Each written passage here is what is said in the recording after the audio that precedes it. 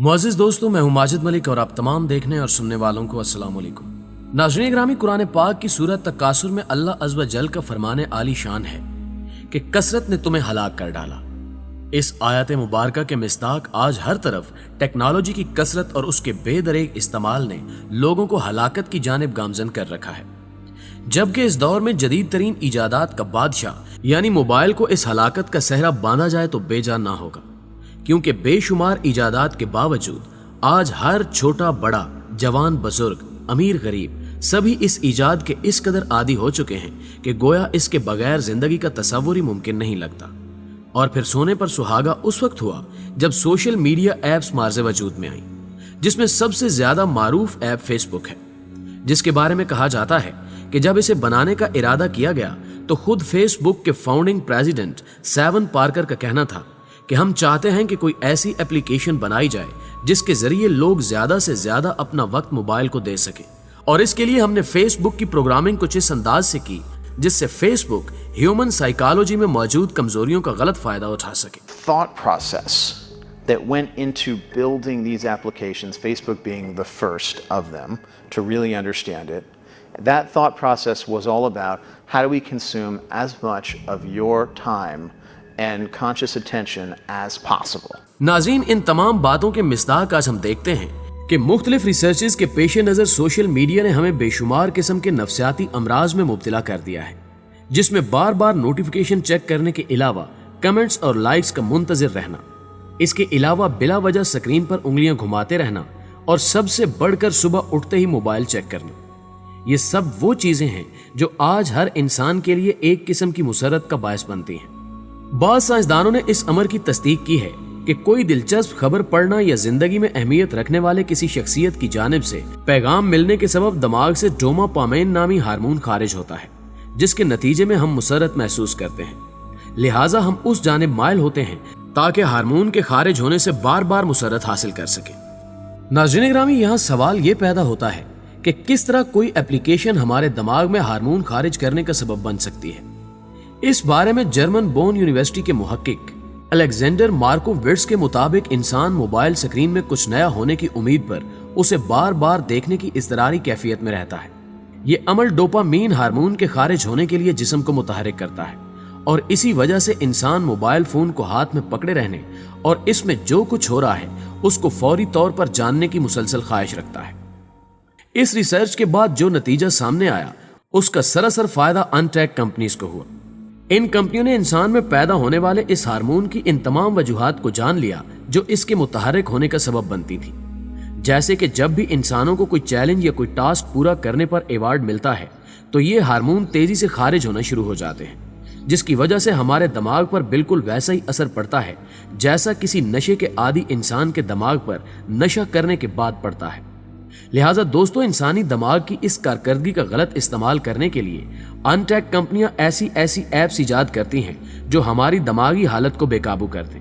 और यही वजह है कि सोशल मीडिया ऐप्स जानबूझकर लाइक कमेंट्स के नोटिफिकेशन वाला सिस्टम इस्तेमाल करते हैं ताकि हमारी किसी भी पोस्ट पर जब लाइक्स या कमेंट्स के नोटिफिकेशन आए तो हमारा दिमाग इनाम मिलने की सी कैफियत महसूस करे और वही डोपामाइन हार्मोन रिलीज हो ताकि हम न चाहते हुए भी बार बार अपने मोबाइल चेक करते रहें।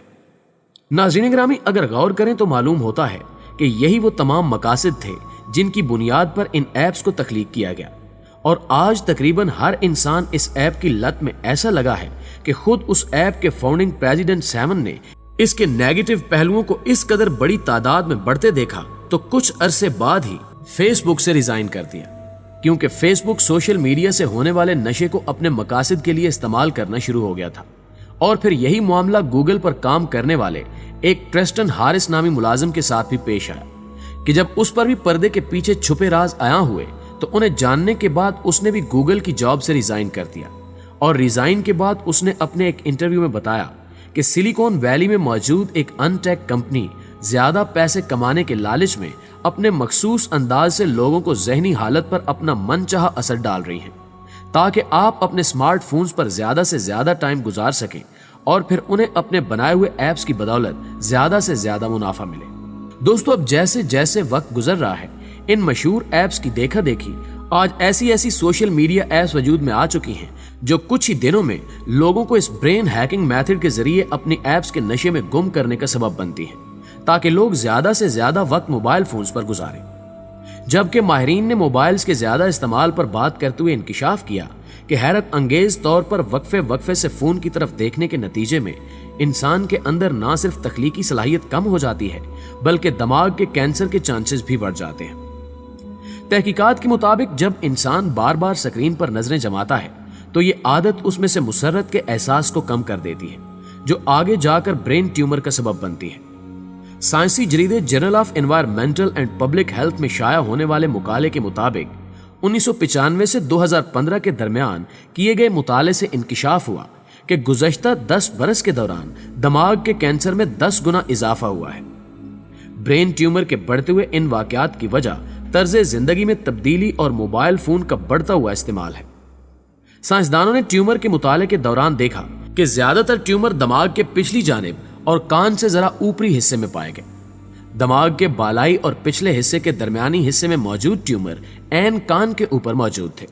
جس سے ممکنہ طور پر کہا جا سکتا ہے کہ دماغ کے ٹیومر کی وجہ موبائل فون کا بے دریغ استعمال ہے،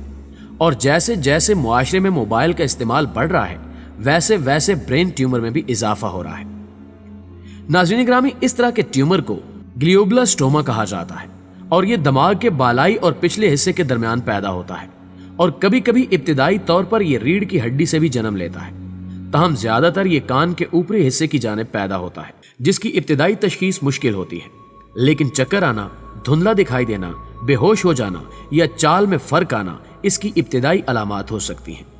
لہٰذا اس خطرناک صورتحال سے محفوظ رہنے کے لیے ڈاکٹرز نے موبائل فونز کے استعمال کو کم کرنے پر زور دیا ہے، جبکہ جرمن محقق الیگزینڈر مارکووٹس نے اسمارٹ فون کے ساتھ انسانی معاملے کو باریک بینی سے جانچنے کے لیے ایک ایپلیکیشن تیار کی ہے۔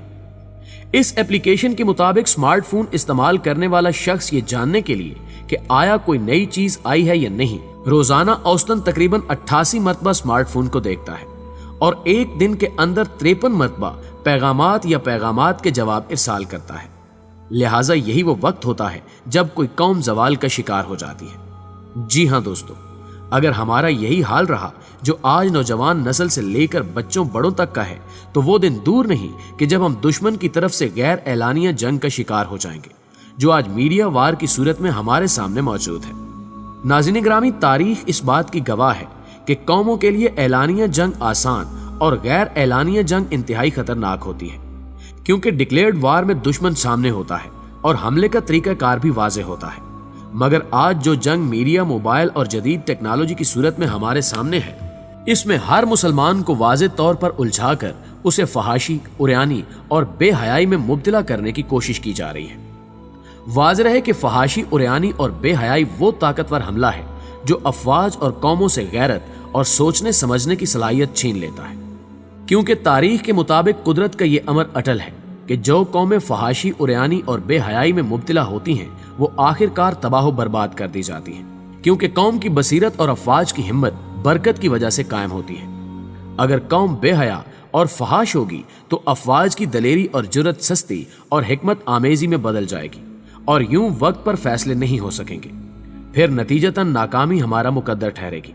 لہٰذا آج کے مسلمانوں کو دشمن کی چال کو سمجھنا اور اس کا توڑ کرنا ہوگا، ورنہ بہترین ہتھیار، بہترین ٹیکنالوجی ہونے کے باوجود ہم ناکام ہو جائیں گے۔ لہٰذا ضرورت اس امر کی ہے کہ جدید ٹیکنالوجی کو ضرورت کی حد سے تجاوز نہ کرنے دیا جائے، اور اگر کوئی مثبت سرگرمیاں نہیں تو ہر قسم کے سوشل ایپ سے دور رہنے کی ٹھان لی جائے، جن کی بدولت آج ہمارا یہ حال ہے کہ نہ صرف قرآن سے دور ہیں بلکہ اپنے فرائض کی پرواہ بھی نہیں کرتے۔